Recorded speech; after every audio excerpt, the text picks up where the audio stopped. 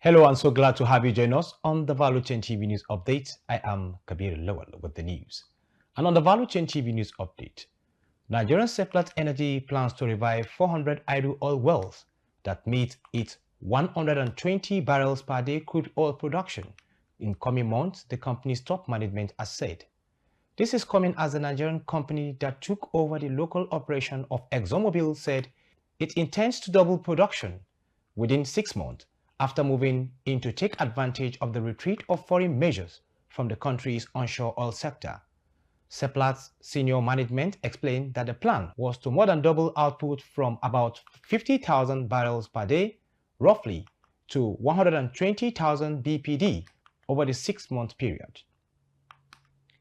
Moving now to economy. Despite the removal of fuel subsidies and reform made in the oil sector to boost local production, a breakdown using the CBN Quarterly Statistic Bulletin revealing that the monthly data has showed that Apex Bank released 1.25 billion US dollars between January and September 2024.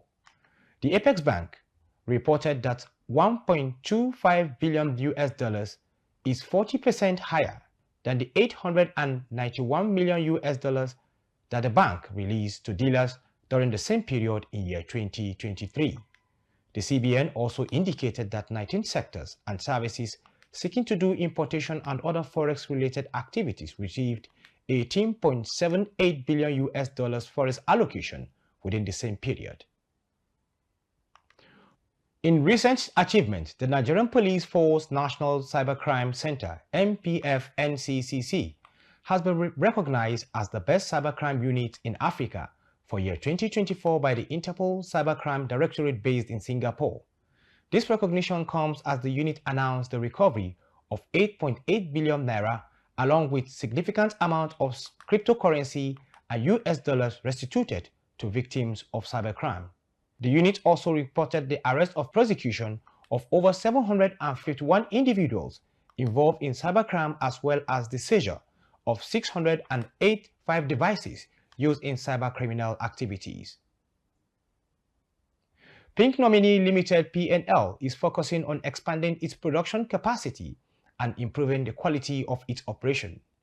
In alignment with the initiative, Okitipupa Oil Palm PLC is set to acquire 4 advanced mills, which will be installed across 8 plantations located in Ondo State. The Managing Director, Mr. Taiwo Adewale, emphasized that these initiatives are integral to a strategic vision aimed at establishing company as a significant contender in oil palm value chain. The project, according to him, is scheduled to commence in the second quarter of the year, with Ondo State Governor expected to inaugurate the project. Still on the Value Chain TV News Update, President Bola Tinubu has congratulated Group Chief Executive Officer of Nigerian National Petroleum Company Limited (NNPCL), Mele Kyari, on his 60th birthday today.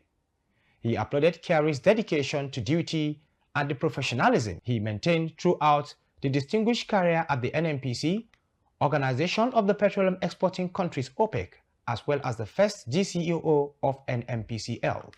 He prayed to God to continue to grant Kyari sound health, wisdom, and strength to serve the nation. Dar Petroleum Operating Company (DPEOC), the largest oil operator in South Sudan, will resume oil production after Sudan lifted the first mayor on the pipeline route through Sudan onto the Port Sudan on the Red Sea. Our correspondent, Anastasia Adezi, has the details. Since the war erupted in Sudan, leading to a declaration of force majeure on crude oil exports from the south of Sudan and a major rupture in the pipeline carrying crude to the port in Sudan in an area with active military activity, South Sudan's oil exports plunged. The country struggled to get any money in its budget as its oil exports, on which it depends for 90% of state revenues, were stalled by the ruptured pipeline. It was the only outlet for South Sudan to sell its crude. However, earlier this month, Sudan lifted the 10-month-long force majeure on the oil flows from landlocked South Sudan through its neighbors to the North Sudan, following new security arrangements and improved security conditions. South Sudan's Minister of Petroleum, Kang Chong, in his remark, announced the resumption of Dar Petroleum Operating Company (DPOC). Following the resolution of pipeline and security concerns, he also added that the restart will have a significant positive impact on South Sudan's economy. For Value Chain TV, Anastasia Adeze reporting. Moving now to sports, the Nigerian Football Federation (NFF) has named Eric Chelle as the new head coach of Super Eagles.